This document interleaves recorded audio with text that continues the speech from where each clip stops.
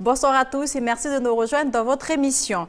Alors, abandonnés, maltraités ou encore errants, les conditions de vie de nos amis les bêtes ne sont pas exemplaires chez nous. Sur le territoire, 6 associations œuvrent chaque jour pour le bien-être animal.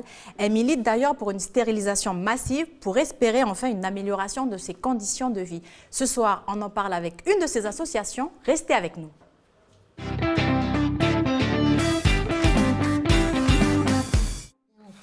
Bonsoir à tous et merci de nous rejoindre dans votre émission sur Calédonia. Alors, votre émission ce soir est consacrée bien évidemment aux conditions de vie des animaux.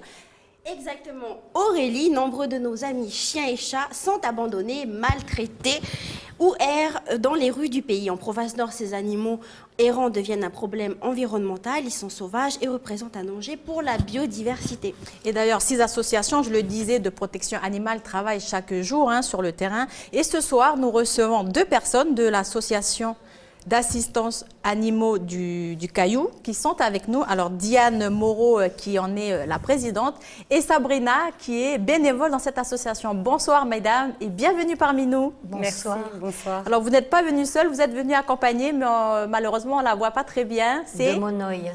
Monoï, c'est la chienne de Sabrina? C'est ça. Elle a quel âge? Donc elle a 2 ans et demi. C'est une chienne qui a été récupérée dans la rue et l'association de Diane m'a aidée pour tout ce qui est stérilisation.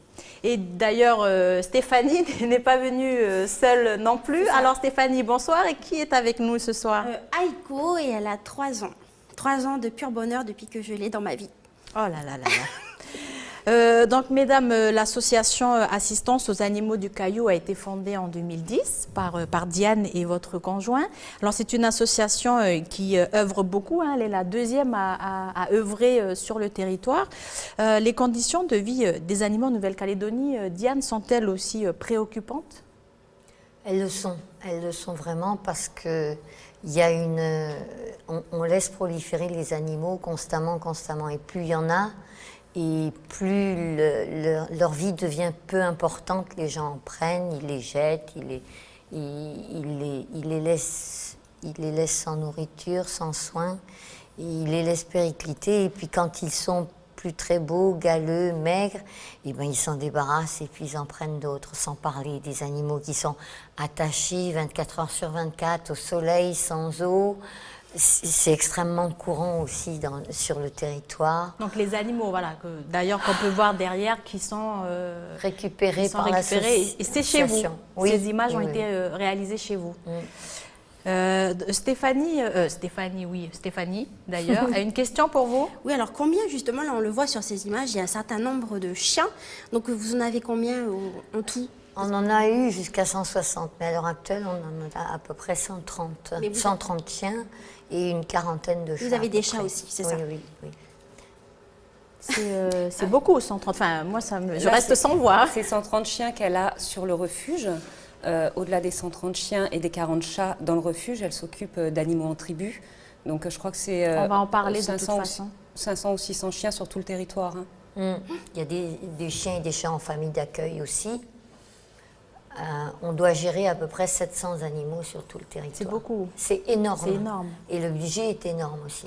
Alors, massage pour chiens ou encore hôtel pour chats, ça, c'est des vidéos qu'on pourra découvrir dans la chronique de Stéphanie qui s'appelle CNET.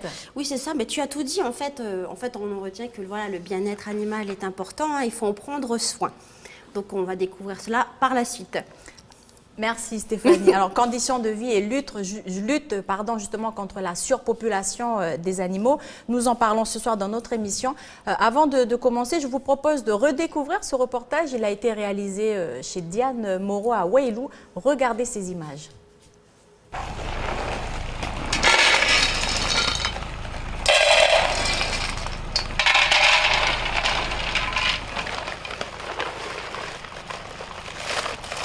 Vous n'êtes pas affamés aujourd'hui?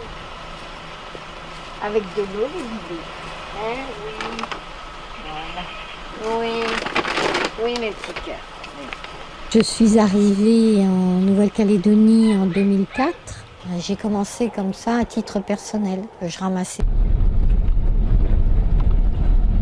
Tous les jours, je fais une tournée 2 jours dans le village et ses environs, d'à peu près 2 heures.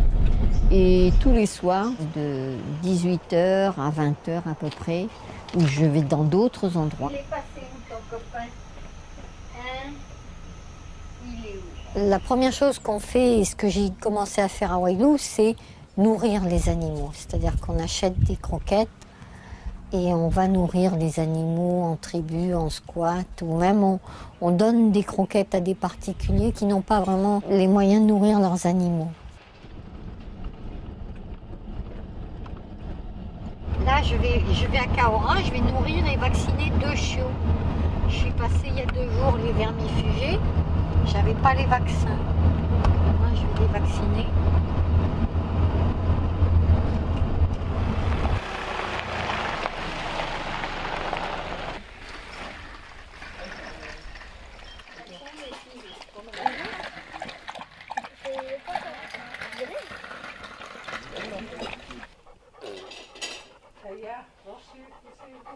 Allez, Martha.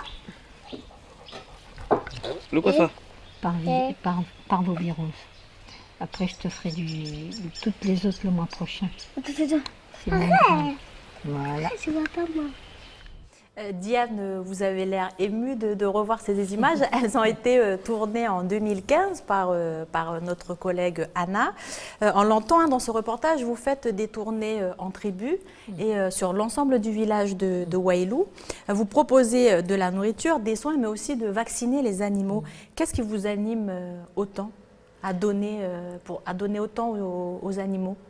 Je pense que quand on voit la condition dans laquelle ils sont en tribu ou même en province nord, je pense qu'on ne peut pas faire autrement que d'essayer de les aider. Peut-être que finalement je suis différente des gens et que c'est un ressenti, c'est l'impression que je peux éventuellement les aider, que je peux améliorer leurs conditions de vie. Et justement, quelles sont ces conditions Alors, en tribu il y a sur l'ensemble du territoire, il y a peu bien sûr. d'habitude. Il y a peu d'habitude de nourrissage déjà.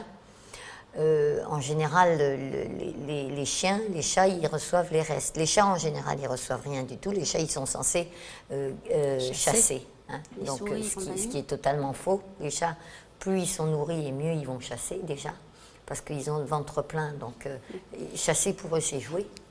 Donc les chats sont D'ailleurs, c'est pour ça qu'ils pratiquement- représentent un danger pour la nature, parce qu'ils sont dehors et ils chassent, ils mangent les œufs. Voilà, c'est des dangers D'où pour l'intérêt les animaux. de les stériliser et d'éviter la prolifération, plutôt que de les piéger ensuite et de les tuer, quoi. Donc en fait, vous, les croquettes, Diane, vous les vendez, mais le plus souvent, vous les donnez en fait. Alors, Comment ça se passe? quand on a monté l'association, quand je suis arrivée à Wailou, on donnait les croquettes. Hein. C'est-à-dire qu'on a donné l'habitude aux gens. Le message, c'était, bon, tu donnes des restes à tes animaux, essentiellement à tes chiens. Quand t'en as pas, tu fais quoi? Ah ben, quand j'en ai pas, ils mangent pas. Voilà. Alors, le message, c'était, un chien mange tous les jours. Un chat aussi, mais un chien mange tous les jours. Donc c'est une forme de sensibilisation Voilà. aussi au bien-être Voilà. animal. Comme vous, voilà. Comme vous, le chien et le chat mangent tous les jours. Donc quand vous n'avez pas de reste, il faut leur donner à manger. Donc ça, c'est pratique. Alors au départ, on distribuait les croquettes. C'est une évolution qui s'est faite sur 10 ans, 14 ans. Maintenant, au départ, on les donnait. Ensuite, on a commencé à demander une participation parce qu'on s'est retrouvé avec des notes de croquettes tellement importantes qu'on n'arrivait plus à payer. Donc, au départ, les gens donnaient 200 francs, 300 francs, 400 francs. Et maintenant, on arrive au bout de 14-15 ans à ce que les gens donnent le prix du sac, dans la plupart des cas. Il y en a encore qui donnent ce qu'ils peuvent.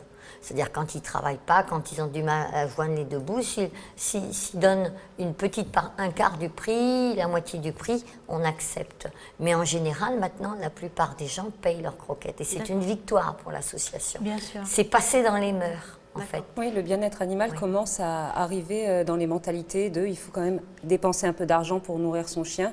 Et là où elle donnait avant, aujourd'hui les gens viennent aussi acheter. Donc quand même malheureux. voilà, c'est Il y a positif. il y a une évolution. Il y a une évolution. Bien sûr.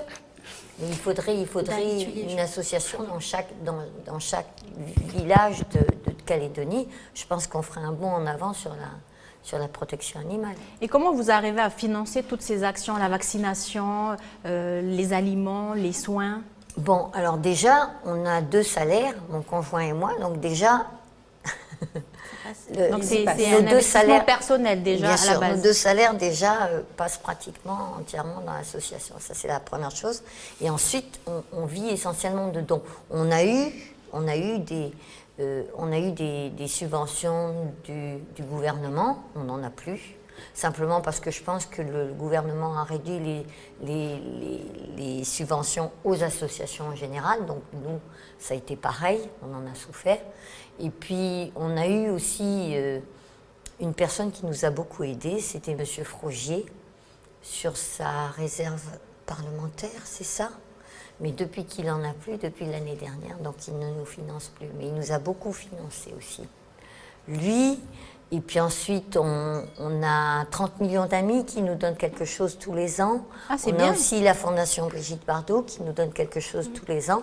Et le reste, on vit essentiellement de dons. Cette année, par exemple, on n'a rien eu du gouvernement, on n'a jamais rien eu de la province Nord, on n'a jamais rien eu de la mairie de Wailou.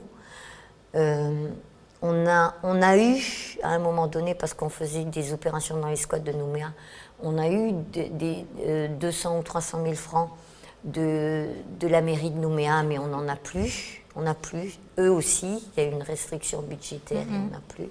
Et donc, on vit essentiellement de dons. Voilà.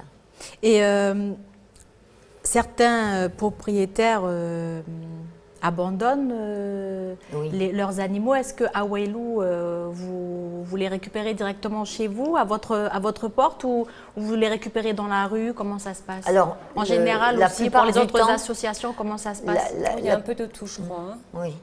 C'est soit ils viennent les déposer. Les gens viennent directement les déposer, soit les gens appellent aussi quand ils trouvent un animal sur la route, ils appellent directement, ils ont le réflexe d'appeler les associations pour savoir qu'est-ce qu'ils en font. Ça aussi, c'est quelque chose de gagné, d'avoir le réflexe D'avoir le d'appeler. réflexe de s'arrêter aussi quand on voit un animal dans le besoin sur le bord de la route, de s'arrêter, d'appeler, de vérifier s'il a un tatouage ou une puce, d'appeler une association pour avoir un peu d'aide. Et donc oui, il y a des chiens qui sont au refuge et dans les autres associations qui ont été amenés par des particuliers qui les ont trouvés sur le bord de la route aussi. Et on entend souvent aussi sur les ondes radio des messages quand les gens trouvent des animaux et faire un appel aux propriétaires. Ça, c'est bien aussi, je trouve. Oui. C'est important, oui, parce que c'est ce qui permet aussi souvent de retrouver la famille. Il y a des fois, ça prend plusieurs mois, voire des années, mais on finit toujours par retrouver la famille. Et sinon, au meilleur des cas, trouver une famille d'accueil ou un adoptant qui voudra bien récupérer l'animal. Mais il ne faut pas se faire d'illusions. Il y a plus d'animaux abandonnés et errants que la capacité de recueil des 6 associations qui existent sur la Calédonie. Donc c'est urgent, de réguler les populations. C'est pour ça que la fourrière tourne à plein régime tout le temps, quoi. Et c'est malheureux à dire, mais c'est ce qu'il faudrait éviter maintenant.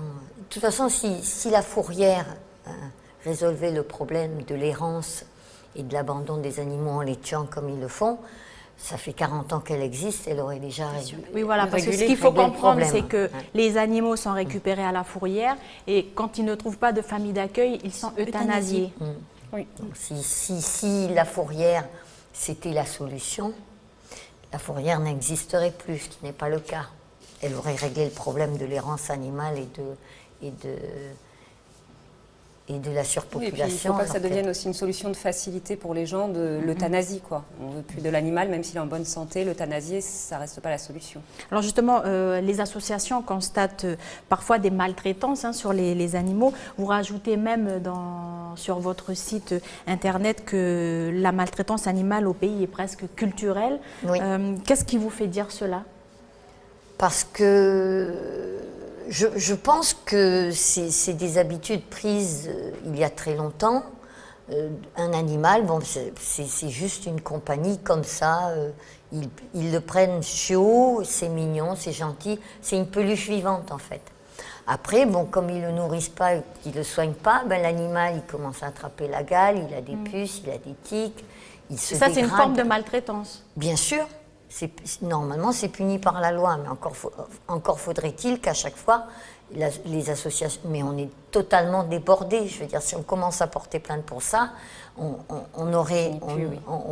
déposerait des plaintes 200 fois par jour. On n'a pas le temps, on n'a pas les moyens humains, on préfère passer notre temps plutôt à les sauver. qu'a judiciarisé La maltraitance, oui. la maltraitance. Mais déjà, c'est une forme de maltraitance, comme vous disiez que voilà, il y a certains propriétaires qui ont des animaux, mais qui pour eux, voilà, le chien, il leur donne les restes, et puis s'il n'y a pas de restes, ben, il leur donne pas à manger. Enfin, je veux dire, quand tu as un animal, il faut le nourrir. Attendez, mais ça, c'est 80% de la population de Nouvelle-Calédonie. Hein. D'accord, ah oui, quand même. Oui. Alors justement, quand vous déposez une plainte, quand ça arrive, bien sûr, comment ça se passe? Est-ce qu'il y a des personnes au niveau de la magistrature qui défendent les droits des animaux? Alors, ça dépend des magistrats, d'une part, et ensuite, ça dépend de la situation de la personne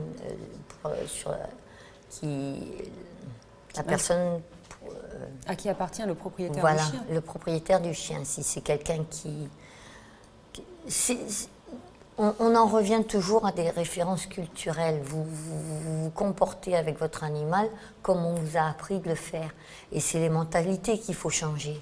C'est pas punir quelqu'un à qui on a toujours dit ben, un animal c'est comme ça. Mais est-ce qu'au niveau des tribunaux, les gens défendent ces animaux? Ça dépend. Il y a beaucoup de magistrats qui vont classer les affaires sans suite et il y en a quelques-uns qui vont condamner.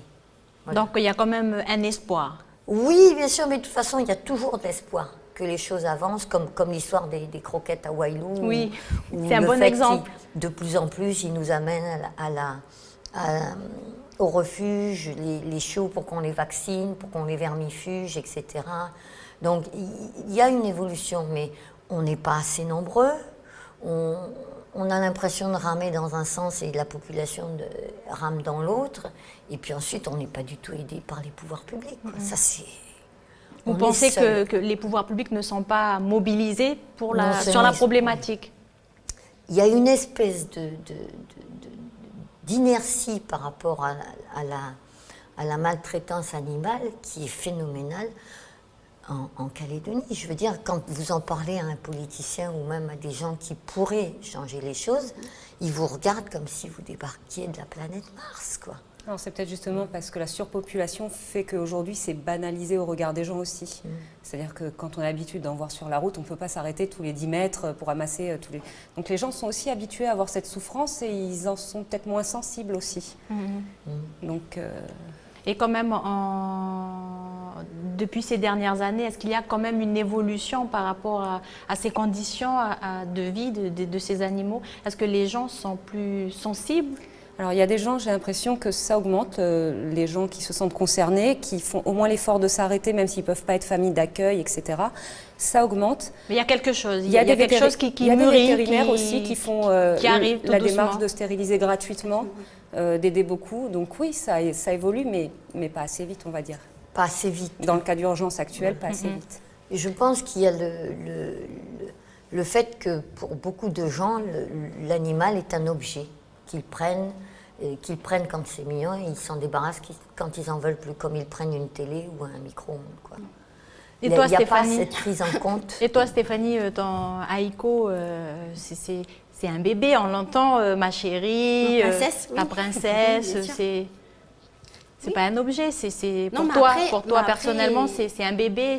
Moi, je la considère comme un être à part entière, en fait. Un être vivant. Voilà, donc je la traite comme je la traiterais, comme toi, comme oh, n'importe c'est qui. gentil, Enfin, tu m'appellerais mon petit cœur et tout. Non, mais voilà, je veux dire que c'est des êtres vivants, donc il faut leur donner tout ce dont ils ont besoin. Avec les mêmes besoins physiologiques, psychologiques et affectifs qu'un humain. Les mêmes. Donc finalement, avoir un animal, c'est presque comme avoir un enfant, il faut s'en occuper. Ça a besoin d'occupation, ça a besoin d'attention, effectivement. Ça a besoin c'est un coût aussi. C'est un coût financier d'avoir un animal surtout. Que ce soit au niveau des croquettes, des vaccins, des stérilisations. Il faut se rendre compte qui ne sont pas remboursés. Pas remboursé. Et non, par la CAFAT, non. Alors justement, en fait, il faut savoir qu'il y a en Nouvelle-Calédonie, il y a un article de loi donc du Code pénal. Donc c'est l'article 521-1 qui justement, c'est un article donc qui dit que les sévices graves et les actes de cruauté envers un animal, c'est puni justement de 2 ans d'emprisonnement avec au moins une amende d'environ de 3 millions. Donc justement, qu'est-ce que vous en pensez, vous, mesdames, de ce genre de peine? Est-ce que vous pensez que maltraiter un animal, ça vaut 2 ans de prison et une amende de 3 000 €? Déjà, il y a quelque chose Déjà, il y a quelque chose juridiquement qui est c'est proposé. sûr. Maintenant, à savoir est-ce que c'est appliqué ou pas. C'est pas du tout Est-ce que c'est appliqué? Et après, qu'est-ce que vous... Alors, par rapport à la gravité de l'acte, oui, je pense que c'est quand même bien de le souligner et de le punir, parce que quelqu'un qui est quand même capable de maltraiter un animal, psychologiquement, c'est qu'il y a un problème qu'il faut bloquer tout de suite. Bien sûr. Il y a déjà eu des condamnations. Hein. On se rappelle du chien Chocolat, qui avait été filmé et posté sur les réseaux sociaux. Donc l'auteur des faits a été condamné. Voilà. Alors là, la chance qu'on avait, c'est que il a été assez stupide pour se filmer et se poster. Donc il y avait la preuve. Maintenant, le truc le plus dur, c'est d'apporter la preuve que l'animal est maltraité. C'est ça. Et c'est ça qu'il faut mettre en place, quoi. Alors je sais pas, des polices animales, Une brigade anti-maltraitance. comme ça se fait. De toute façon, il y a une forte demande en France aussi, et puis il y a des pétitions, et puis on va y arriver un jour. À force d'y aller, d'y revenir, de revenir, on va y arriver un jour. Et il faudrait qu'en Calédonie, on soit précurseur pour dire voilà, on a fait ça avant la France. Ça, c'est surtout que on est un petit pays, donc oui, ça reste facile quelque chose qui devrait être facile à solidariser mettre en les gens place. autour et à sensibiliser quand même. Et il faut bien se rendre compte qu'il y a des condamnations exemplaires à partir du moment où un acte est médiatisé.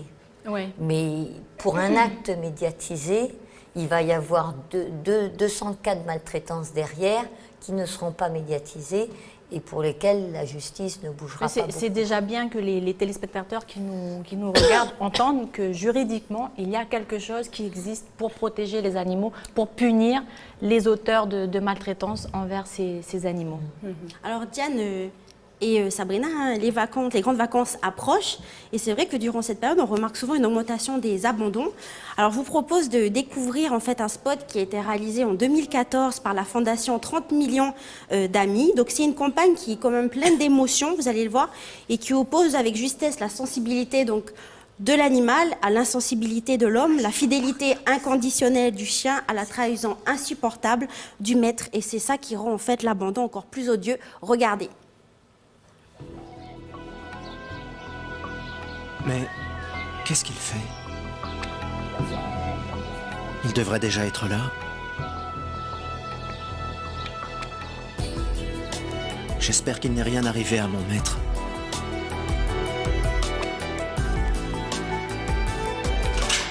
Ah, le voilà. Non. J'ai tellement peur qu'il se soit perdu.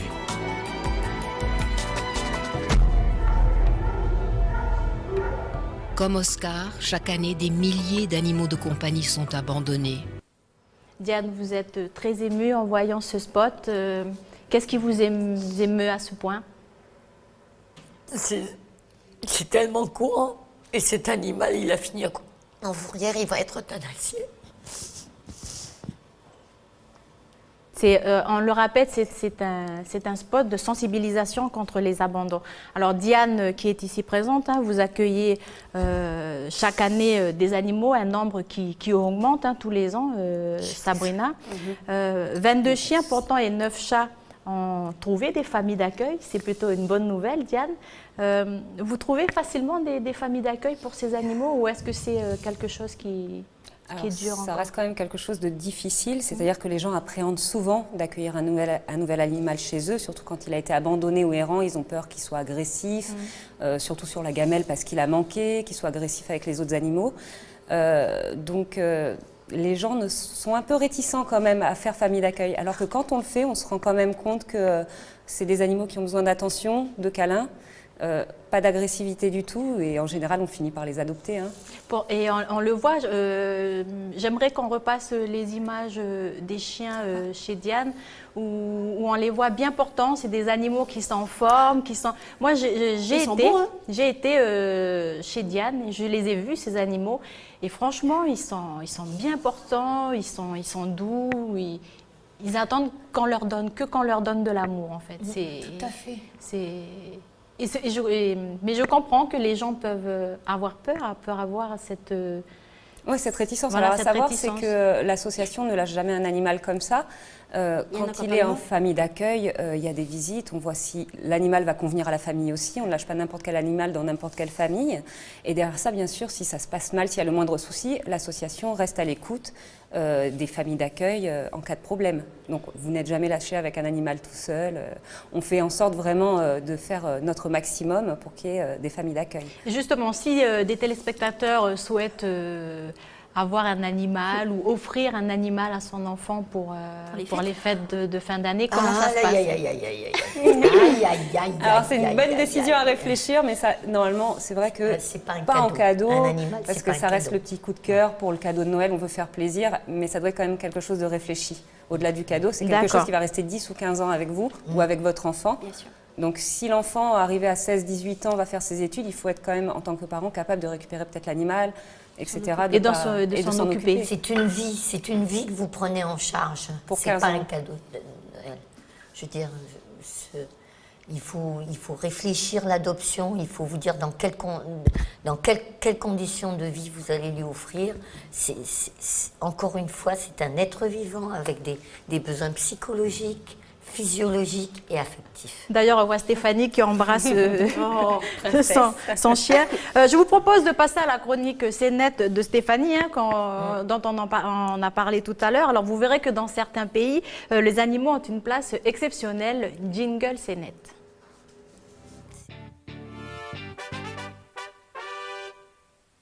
Alors oui, direction Taïwan. Alors c'est dans un hôtel pour animaux domestiques, vous allez le voir. Alors là, pendant que leurs maîtres prennent du bon temps, eh bien les animaux eux aussi se détendent et ils se font en fait masser.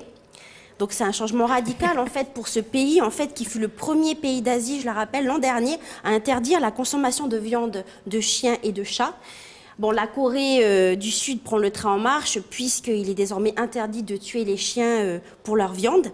Donc c'est illégal. Donc cela provoque une vive réaction des éleveurs de chiens puisqu'il y a quand même 17 000 fermes d'élevage de chiens en Corée. Donc voilà, en fait, là, c'est vraiment le bien-être. Donc les maîtres, ils se détendent, mais les animaux ont aussi droit à leur moment de détente. Et d'ailleurs, ils adorent ça, en fait.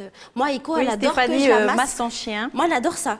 Bon, elle, quand je la touche comme ça, elle aime bien. Donc ça lui fait plaisir, ça me fait plaisir aussi. C'est important de les masser, de les caresser, les animaux. De les chouchouter, Déjà, si vous les nourrissez, que vous les soignez, c'est-à-dire que vous les débarrassez de leurs vers, des puces, des tiques, c'est déjà gagné. C'est déjà quelque chose d'extraordinaire. Ils ont quand même besoin d'un contact, oui. Voilà. Maintenant, si en plus de ça, vous les caressez, vous les massez, vous les royal. Allez, deuxième vidéo pour Stéphanie. Alors, il faut savoir qu'il y a environ 80 000 animaux en France qui sont abandonnés chaque année, laissés sur le bord de la route pendant les vacances. Donc, c'est sûr que partir en vacances quand on a des animaux, c'est un vrai dilemme parce que est-ce qu'on les met en pension? En fait, à qui on va les confier? C'est pas évident. Donc, en tout cas, rien ne justifie d'abandonner son animal. Donc, il existe en France des hôtels pour vos boules de poils. Alors, en fait, vous allez vous déposer. Alors, ça, c'est pour les chats. Donc, vous allez avec votre chat, vous le déposez dans cet hôtel. Vous faites la réservation sur Internet, comme vous le ferez pour vous. Et puis, voilà, le chat, il est chouchouté. Et c'est avec des professionnels qui prennent soin de lui tout au long de la journée. Et comme ça, quand vous revenez de vos vacances, et ben, votre chat, il est... Et voilà, et en plus, il y a même des... Vous pouvez le voir en visio aussi, voir ce qu'il fait. Donc, c'est pas mal, je trouve. Alors après, Au moins... À savoir, c'est qu'il y a beaucoup d'hôtels maintenant et de campings, etc., qui ouvrent leurs portes aux animaux pour éviter aux familles aussi. Parce qu'après, c'est sûr que c'est pas donné à tout le monde. C'est pas donné à tout le monde de pouvoir donc ça aussi, ce genre d'hôtel. Oui, il y a de l'amélioration. C'est gagné. Je veux dire, c'est une petite partie de la population. Il faudrait que ce soit généralisé. Bien sûr. Mais je crois qu'à Nouméa, il n'y a qu'un hôtel qui fait ça, c'est le Stanley, je crois, qu'on peut aller avec les animaux. Le chien, les animaux. Les chats, oui. Alors, une dernière question avant de se quitter. On parlait de la stérilisation des animaux. Alors, la surpopulation, justement, c'est un vrai problème. C'est une problématique qu'il faut s'en saisir. D'ailleurs, on en parle dans les nouvelles calédoniennes d'aujourd'hui. L'amélioration des conditions de vie passe pour vous, association, par cette stérilisation massive? Alors, la prolifération animale engendre la souffrance animale. Donc la stérilisation, c'est la solution. C'est la solution. C'est la solution douce, la solution humaine à une prolifération Donc, ça serait donc la stérilisation, ça serait la législation pour interdire la reproduction des anarchiques. Oui, massive. Massive des particuliers, la vente des animaux. Des vraies fermes d'élevage de chiens, par moment, des particuliers qui se lancent dans l'élevage chez eux. Et c'est parce que c'est lucratif, pas spécialement parce qu'ils aiment les animaux, parce que c'est lucratif pour eux. Donc, passe par ça. La législation pour l'interdiction de la vente par les particuliers, on peut laisser les chiens aux éleveurs qui savent s'en occuper, et qui savent les reproduire et qui savent les vendre correctement. Ensuite, donc, la stérilisation, c'est la clé. La stérilisation d'un animal coûte à peu près Entre 5 à 15 000 francs, c'est ça? Voilà, entre 5 à 15 000 francs. Je dirais que le cinquième de ce que coûte l'euthanasie et l'euthanasie en fourrière. Voilà. Donc, avec une Donc, capture on l'entend et très l'euthanasie. bien, vous faites un appel ben, au gouvernement de la Nouvelle-Calédonie pour gouvernement avoir en des aides particulier. pour lancer cette campagne massive de stérilisation. Merci. Un particulier qui aurait besoin d'une stérilisation, il peut passer par nous. Voilà. On peut les aider. Donc, vous l'entendez bien, si vous avez besoin d'aide pour l'alimentation, pour la vaccination ou pour la stérilisation, vous pouvez contacter les 6 associations qui luttent pour l'amélioration, le bien animal. Le bien-être animal. Bon, ben, merci mesdames, merci Monoï, merci Aïko qui me stresse un peu et merci Stéphanie d'avoir emmené ton chien. Quant à nous, on se retrouve mardi prochain et merci de nous avoir suivis sur Calédonia. Au revoir.